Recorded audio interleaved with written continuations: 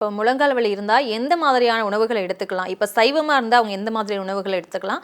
அசைவமா இருக்கிறவங்க எந்த உணவுகள எடுத்துக்கலாம்? முழங்கால் வலி வராமல் இருக்கிறதுக்கே ஒரு சில உணவுகள் ரொம்ப முக்கியமாக தேவைப்படுது. அதில் முக்கியமாக வந்து விட்டமின் D3 ரிச் ஃபுட்ஸ். நீங்கள் பார்த்தீங்க அப்படின்னா, இப்போ சைவமாக இருக்காங்க அப்படின்னா, அவங்க கீரை வகைகளை அதிகமாக எடுத்துக்கலாம். டேட்ஸ், பேரிச்சம்பழங்களை எடுத்துக்கலாம். இப்போ அசைவமாக இருக்கிறாங்க அப்படின்னா, டெய்லியும் ஒரு எக்கு சாப்பிடலாம்.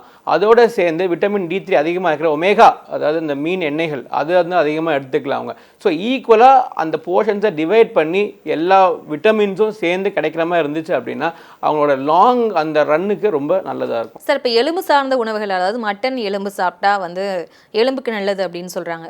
ஸோ அது கரெக்டாக அது சாப்பிடலாமா முழங்கால் வலி இருக்கிறவங்க? மட்டன் அந்த நீங்கள் சொல்கிறது அந்த கால் எலும்பெல்லாம் சொல்கிறீங்க. பட் அதில் கொலாஜன்ஸ் இருக்குது அப்படின்றது வந்து ஒரு ஜென்ரலான கருத்தாக இருந்தால் கூட எதுவுமே இன்னும் ப்ரூவ் ஆகலை. ஸோ அதை சாப்பிடலாம். சாப்பிடும் போது ஒரு ஜென்ரலாக ஒரு நம்மளுக்கு ஒரு புத்துணர்ச்சி, நம்மளுக்கு ஒரு ஒரு ஜென்ரல் ஹெல்த்துமே கிடைக்குமே தவிர, அதை சாப்பிட்றதுனால இல்லை இந்த எலும்புக்கு போதுமானது அப்படின்னு கேட்டிங்கன்னா அது இன்னமும் அது டிபேட்டு தான் இருக்குது மேடம்.